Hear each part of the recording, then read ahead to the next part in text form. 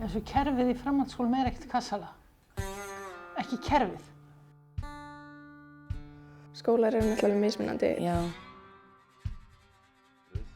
Og kom út með bók 1903 þar sem hann sagði ef þið hafið ekkert annað við tíman að gera í skóla þá allt í lagi að kenna miðmynd, germynd og þolmynd.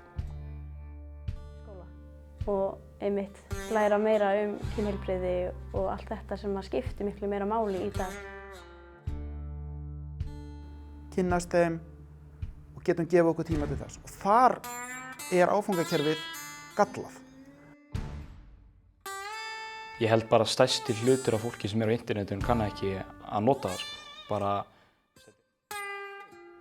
Þannig að aftur lykillinn að fjölga kennurum í skólakerfinu og öðrum sérfræðingum eins og þroskaþjálfurum. Mögulega kominn tími á að þurfa að endurmeta hvað hefur mest vægi í skólastofunni?